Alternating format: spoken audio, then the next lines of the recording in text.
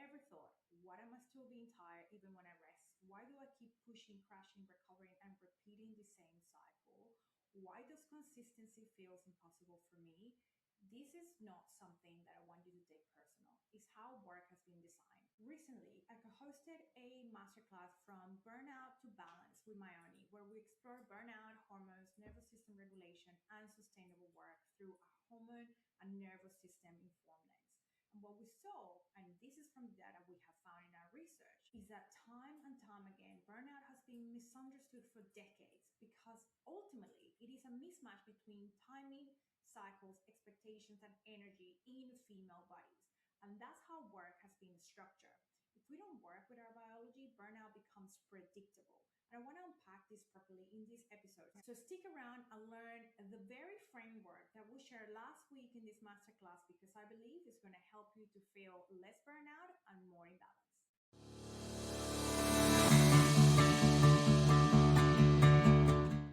So, why does burnout keep happening? You might wonder. And here's what the data is showing us. In Europe alone, companies lose about 1.8 billion euros and 86 million workdays every year due to burnout and unmanaged health impact. That is crazy. Also, 1 in 10 women leave their job because of unmanaged perimenopause and menopause symptoms. We know that the leadership attrition is tied to burnout and it can cost organizations up to $250,000 per leader. Isn't that crazy? I still don't understand why we haven't put together burnout in female bodies and bottom line in businesses. But anyway, we're going to talk about it a little bit more today. This isn't being talked about. Most work systems are built around linear output, daily consistency, and a 24 hormonal rhythm that is mostly matched with male bodies. Women bodies, however, operate in a multi-phase rhythm across menstrual, follicular, ovulatory, and luteal phases. And it doesn't matter whether you have predictable and non-predictable cycles, whether you have perimenopause or you are penopausal already, it doesn't matter. Essentially, for decades, women have been taught to override the signals to push through these dips of performance and stability and apologizing for these fluctuations. And we see that this is having an incredible impact, not just for businesses, but also for the mental health and resilience of the many women out there in the workforce. And that applies to you if you're an entrepreneur, if you're a founder, you're a leader, or you have a regular 9 to 5. It happens to every single woman out there. Ultimately, see that the nervous system never gets to recover because there is this constant mismatch between female bodies and the workload that they have. And that's when we see cortisol remaining high and we see chronic fatigue, chronic burnout, and ultimately a constant cycle of no relaxation for workforce and a constant cycle of stress and anxiety. So ultimately from our research and what we share in the masterclass is burnout is a misalignment between biology and working systems. It's that simple. For a little bit of context, I want to share a little bit about my journey because I think a lot of women will resonate. When I started my perimenopausal journey, I had no idea what was going on. I had recently started my business. I thought I could just require more discipline, maybe better habits, a better spreadsheet, an app that was going to help me. But ultimately, for me, burnout started happening without me knowing how to manage it well. And it's now when I look in hindsight that I was ultimately entering perimenopause. I was starting a business and I didn't know that my hormones were shifting to an extent that they were actually giving me information and data that I wasn't listening to.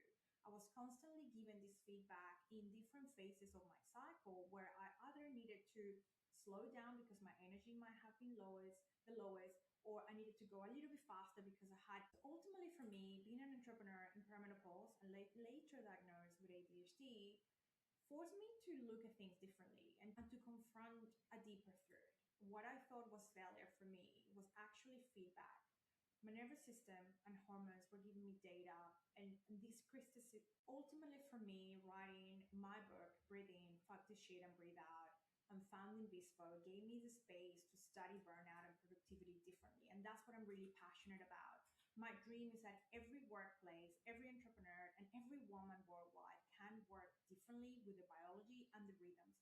And especially for those founders out there who have started a business or about to start a business, that they can design a workplace for their employees that match the biology of both men and women, that match the biology of both men and women, but women especially given that they have not been appropriately provided a framework to work better, smarter, and more efficiently with their mental health. And so I have lived, have tested, and have embodied a new way of working, and we call it now from burnout to flow. And this is highly linked to nervous system regulation. For me, that was one of the missing links in my journey. I had everything going on for me when it came to hormonal health. I knew exactly what I needed to do. I had a team, but my nervous system was constantly in a fight or flight response, sometimes even in a fawn response. So I want to explain that your nervous system does not operate in isolation. And this is a really important thing to understand. Your nervous system interacts with hormonal shifts constantly. 80% of our organs are remarkably driven by hormones. So when you push through low capacity phases, for example, your luteal or your menstrual, it will be different for different people. Instead of respecting these different phases, you're not building resilience. You're essentially extending recovery time and you're depleting the very resources that you need the most. And this is why burnout keeps repeating after the rest, because the missing skill here is not the awareness of like, I'm not feel quite right.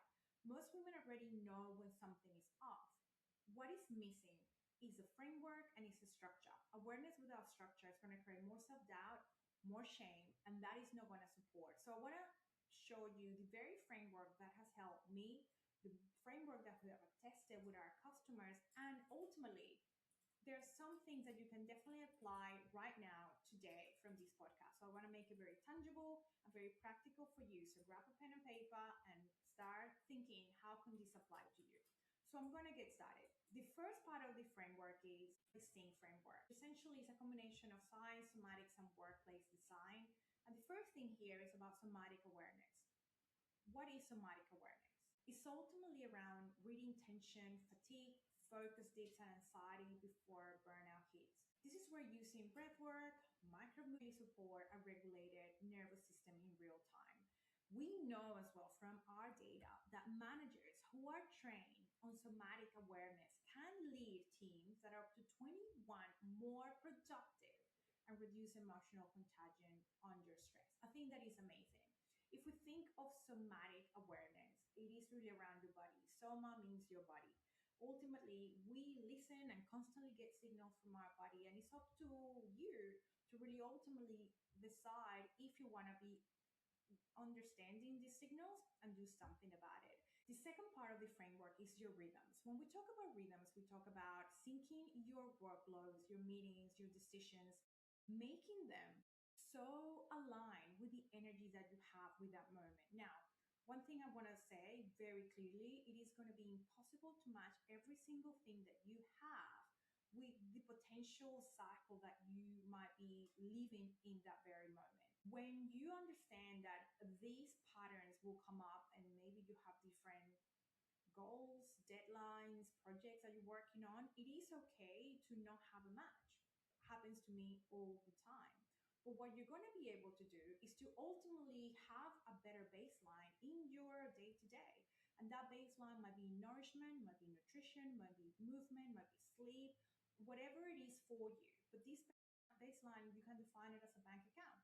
The more you put in, the better you're going to be in those days where your energy might be low and your output might be high. That essentially is going to keep you in a baseline that ultimately is going to provide the most regulated nervous system for you that day, supporting your hormones, minimizing stress, and avoiding burnout as much as possible. This can be done even with irregular cycles. I know a lot of women out there don't have regular cycles. Some of them don't even have a period. You can still track your energy, and you don't need to call it menstrual, follicular, ovulatory, or all the different phases that we have. You can intuitively and consciously start sort of picking up whether you're on low energy, rising energy, high energy, or more like an introspective energy. This is going to naturally match all of the different phases of your cycle, and that is really about planning based on capacity, and ultimately that is going to help you along the way. One thing that I love to talk about your rhythms is that you can actually bring activities in the moment that you add. An example that I give all the time is that, for example, if you're in your ovulatory phase, when we're much more communicative, more social, more extroverted, if you have something to do, for example, a salary review or an investor meeting or something that you require communication and you happen to have it maybe planned for a few weeks time, you're in your ovulatory phase. This is when your energy can match that task. What you can do is to bring things forward. I think that it's really important that rather than actually doing the thing that might be in front of you, you can on a regular basis sit in front of your diary, your calendar, your schedule, move things to the different phases where you might be, and that's where predictable planning can really come in place really nicely in your life, and remove things that if you do want to go deeper into this, we have a challenge for 30 days that you can join, and it's absolutely going to be helping you for this year and beyond, because it's not just looking at your career, it's looking at the different aspects of your life like money, health, well-being, the health of the planet, anything that you want to incorporate in your life, and it's going to tell you exactly what you can do when. The third part of the framework is N for nourishment. This is about using food, rest, light, sleep, and movement as performance levers and not as an afterthought. When I was hosting the masterclass a few days ago, I was on my second day of the second masterclass. I knew my body was tired. My cortisol was higher, and I knew I had to wake up, obviously do all the things. I couldn't do exercise that day because I didn't have the possibility to prioritize it. But I went outside, I took my breakfast, I had some sunlight in my face and in my body. I started moving my body, really shaking some energy that I really need. And this is the sort of thing that didn't come as an afterthought. I knew I needed to create it as a baseline. Ultimately, you can also start thinking about blood sugar stability because that is going to be improving your cognitive and your emotional capacity. When we talk about blood sugar stability, especially for women 35 plus, this is for everyone, but for women 35 plus, protein first thing in the morning is going to be a massive, just by the blood sugar stability that is creating in that very moment. And for us, nourishment also means boundaries, things that you are maybe talking to people about, maybe relationships that you're declaring, perhaps someone at your work that you might want to create a little bit of space with in that very moment. So think about nourishment also from this point of view. Now, the next part of the framework is what is highly linked to the culture of your workplace, your business, or the place that you want to create as a business owner. Culture is really around designing work around human bodies, normalizing hormonal health conversations, creating flexibility, safety, and psychological trust. We know from our data that companies using cycles in performance, they see 10 to 21% productivity gains with an 11% lower turnover. That's about 2,000 euros per employee per year in cost savings. And I think this is a no-brainer. Ultimately, what we are noticing is that the businesses that are incorporating more health and hormonal education into the workforce, they're seeing incredible bottom line results. And I think the moment companies realize that it's not just an employee benefit, nice to have, it is ultimately also supporting businesses. So culture is something that it needs to happen. Every country is managing it differently. We see the UK creating mandates by 2027 for menopause projects and education to be implemented. And we see different countries different doing and we see different countries doing different things. I really want you to think whether you are an employee, whether you work at a company, whether your employer is supporting you or not, or if you're a founder or a leader, what can you do to support your team and your organization at a wider perspective? And I think that's going to be a really practical. I'm going to talk for a moment about flow, because flow, sometimes we define it as something that feels really natural. And for me, flow is not constant energy and it's not really perfection. It's ultimately something that is, for me, is recognizing your unique patterns and releasing that shame for not fitting a one size fits all productivity model. For me, that is flow. Flow is ultimately adjusting your days with self awareness, is knowing when to push, when to consolidate, when to restore, and when to do more or less based on where your body's already communicating. That inside for me is flow. And that's how we define it at this flow. I know a lot of people might think that this flow is something else that you got to do or it's going to add extra work. You might say, well, I'm already at capacity. I cannot even do this. I'm already stressed or burnt out enough, or my cycle is irregular, so why bother? I'm busy. Maybe if I don't follow through, that's who I am. And I know for you, there can be excuses. What we see is that they're usually coming from people that are depleted when it comes to the nervous system, We know that this work is not another rigid system to maintain perfectly.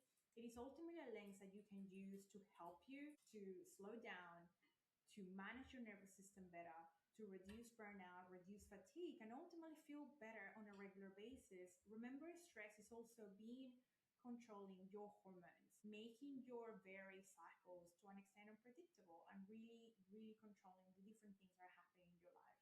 The real cost that I see, and I see worth mentioning, is the cost of continuing being out of rhythm. That's for me the cost. So I wanted in this conversation to share with you exactly how we have put together a container called From Burnout to Flow. And this container is an 8-week guided container where we integrate hormone-informed work, nervous system regulation, with cycle sync planning, somatic practices, and real world application in your business or workplace. For me and for us, it's not really around optimization. It's ultimately about building infrastructure for your biology, creating change in your very life, and creating a ripple effect. And as I mentioned, you don't need a perfect cycle. We work with patterns, and that's how we do the work that we do. If you really ultimately want to start pushing through and start partnering with your body, you're warmly invited to join our program From Burnout to Flow.